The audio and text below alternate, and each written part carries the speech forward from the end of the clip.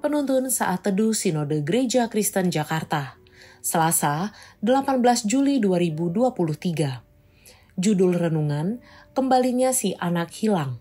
Diambil dari kitab Lukas 15 ayat 20-24. Maka bangkitlah ia dan pergi kepada bapaknya.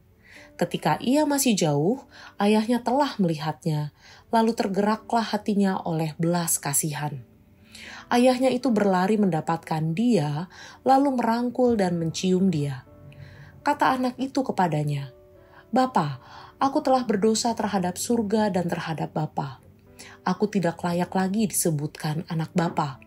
Tetapi ayah itu berkata kepada hamba-hambanya, "Lekaslah bawa kemari jubah yang terbaik, pakaikanlah itu kepadanya dan kenakanlah cincin pada jarinya dan sepatu pada kakinya. Dan ambillah anak lembu tambun itu, sembelihlah dia dan marilah kita makan dan bersuka cita. Sebab anakku ini telah mati dan menjadi hidup kembali. Ia telah hilang dan didapat kembali."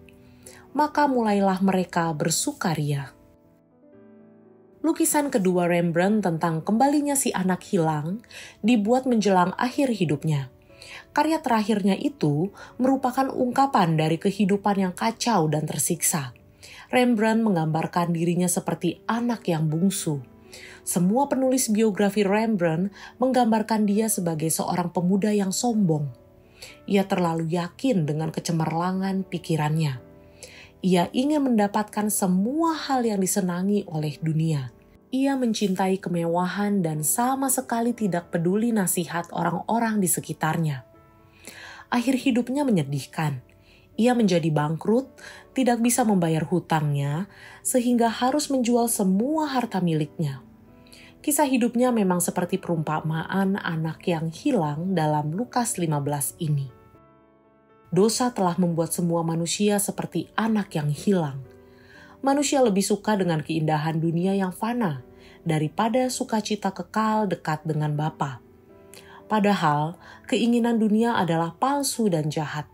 Kejahatan dunia digambarkan seperti orang-orang yang meninggalkan si bungsu dalam kondisi kelaparan.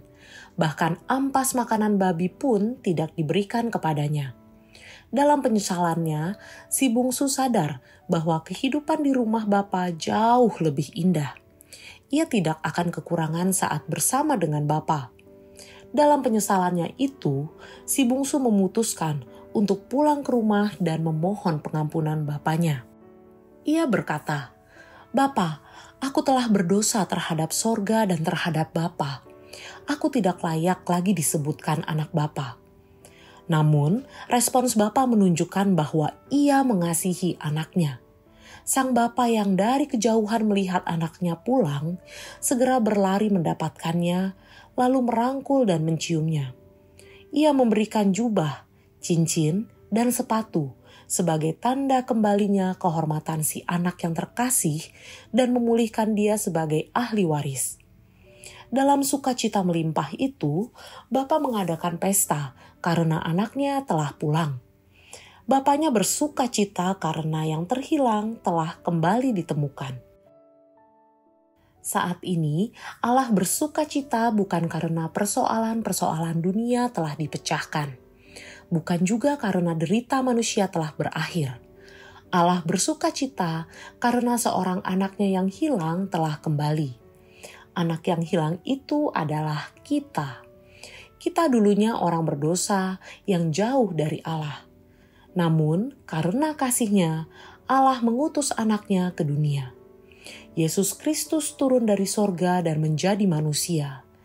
Ia mati untuk menebus dosa-dosa kita, sehingga kita dimampukan untuk menemukan kebahagiaan yang sejati dalam kebersamaan dengan Allah. Kita diundang untuk masuk ke dalam kegembiraan itu. Itulah kegembiraan yang ditawarkan Allah. Hal-hal buruk yang terjadi di sekitar kita bisa menghilangkan sukacita. Berita bencana alam, kriminalitas, ketidakadilan, perang, dan kekacauan merebut sukacita hidup kita. Saat sukacita itu mulai hilang, temukan kegembiraan itu dalam hati Bapa di sorga. Dulu kita terhilang, namun dicari dan diselamatkan, serta diberikan hidup yang kekal. Saat kegagalan saya begitu besar, rahmat Tuhan selalu lebih besar. Terpujilah Allah.